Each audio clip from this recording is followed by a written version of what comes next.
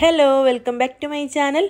അപ്പോൾ ഇന്നത്തേത് ഒരു ബ്രേക്ക്ഫാസ്റ്റ് റെസിപ്പിയാണ്. വളരെ എളുപ്പത്തിൽ തയ്യാറാക്കി എടുക്കാൻ പറ്റിയ നല്ല സോഫ്റ്റ് ആയിട്ടുള്ള ഒരു അപ്പത്തിന്റെ റെസിപ്പി കണ്ടു നോക്കാം.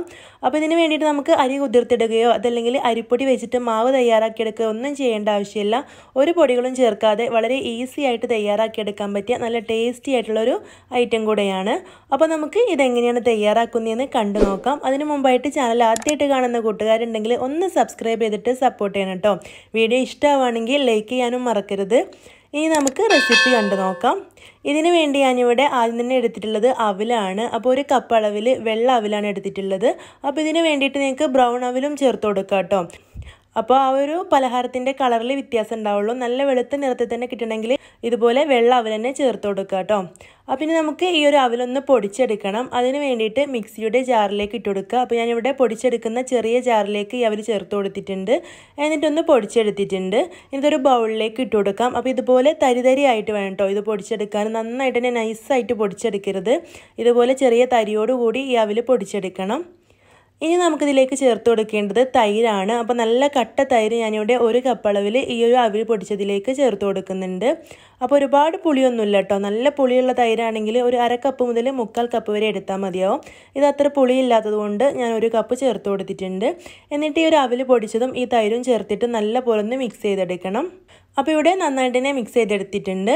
ഇനി ഇതിലേക്ക് ചേർത്ത് കൊടുക്കുന്നത് റവയാണ്. അപ്പോൾ ഞാനിവിടെ 1/4 കപ്പ് അളവിൽ റവ ചേർത്ത് കൊടുത്തിട്ടുണ്ട്.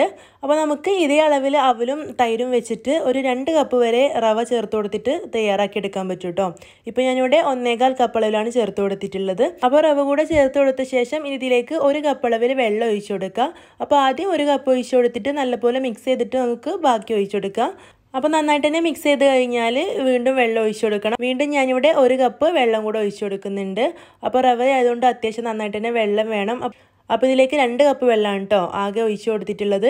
എന്നിട്ട് നല്ല പോലെ ഒന്ന് മിക്സ് ചെയ്തെടുക്കാം.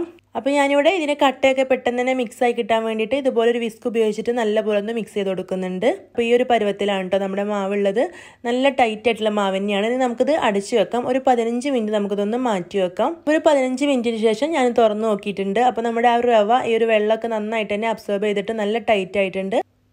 അപ്പോൾ ഓരോ റവക്ക് അനുസരിച്ചിട്ടും വെള്ളത്തിൻ്റെ അളവിൽ ചിലപ്പോൾ മാറ്റം വരും. അപ്പോൾ നിങ്ങൾ നന്നായിട്ട് തന്നെ ടൈറ്റ് ആയിട്ടാണ് ഈ ഒരു മാവ് ഉള്ളതെങ്കിൽ കുറച്ചുകൂടെ വെള്ളം ഒഴിച്ചു കൊടുത്തിട്ട് ഈ ഒരു പരുവത്തിലൊന്ന് ആക്കിയെടുക്കണം.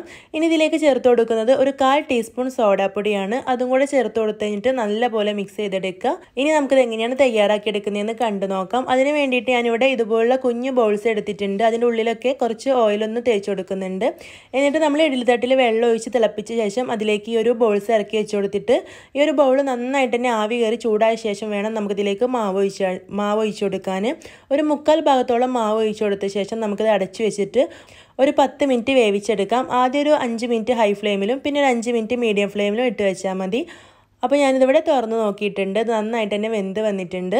ഇനി നമുക്കിത് ഇതിന്ന് എടുത്ത് മാറ്റിയിട്ട് ചൂടാറിയ ശേഷം ഇത് അടർത്തി മാറ്റിയെടുക്കാം.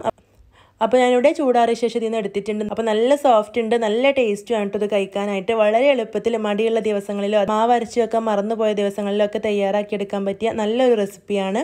അപ്പോൾ ഇത് ഞാനൊന്ന് കട്ട് ചെയ്ത് കാണിച്ചു തരാം. നല്ല സോഫ്റ്റാണ്. ഇതിൻ്റെ ഉൾഭാഗമൊക്കെ ഏത് കറിയുടെ കൂടെയും നമുക്കിത് സെർവ് ചെയ്യാം. നല്ല ടേസ്റ്റിയാണ്. അപ്പോൾ വീഡിയോ ഇഷ്ടമായിട്ടുണ്ടെങ്കിൽ ഒന്ന് ലൈക്ക് ചെയ്യണേ.